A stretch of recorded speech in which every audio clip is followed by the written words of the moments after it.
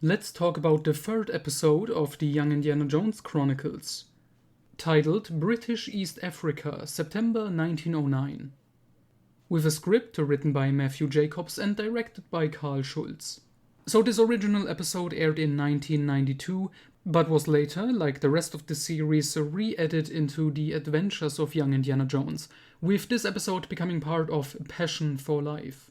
Okay, so with the pilot episode, Curse of the Jackal, we got introduced to Old Indy in present-day 1990s. We got introduced to Little Kid Indy on his, first world tour. And we got Teenage Indy, who by the end of that was going in the military. And so episode 2 picked that up. We followed Teenage Indy in London about to enlist, and his little love story there.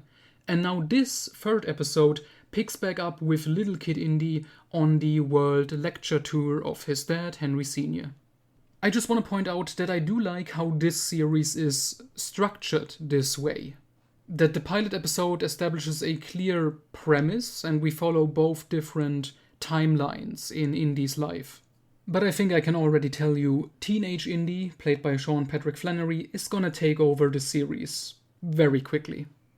Now to the story of this one. It's a very simple story. Again, we begin with old Eye Patch Indy in the 1990s. This time he's at like a dinner event and he's set between two women, one of which is like a vegetarian animal rights activist person, and the other one is just, fuck it, doesn't care. So Indy tells them a story of his childhood, when he was a little kid on the World Lecture Tour, when his family was invited to a coffee plantation in British East Africa by an old friend of Henry Sr. And there Indy met fucking ex-President Roosevelt. And then we get this very laid-back story where Roosevelt teaches young Indy, how to use guns. Indy learns about hunting, how he's not the biggest fan of it, the natural order in nature and stuff. He befriends like a local African kid and they have an adventure. They are looking for a very rare type of animal, because Roosevelt is looking for that. And that's basically it as far as the story goes. It's pretty good. I like Africa here as the location. I very much like a lot of the character moments. Kid Indy becoming friends with this African child is fun. I love Henry Sr. in this one. So this is a moment I think was cut out in the Passion for Life re-edit. Henry Sr. meeting his old school friend, and they do the same secret handshake type of thing that Henry did with Marcus Brody in Last Crusade. That's fun. There are two nice little scenes with his wife, which I enjoy. He does feel like the Henry Sr. from Last Crusade, but, younger and still with, a bit of Harrison Ford energy. I really like the actor.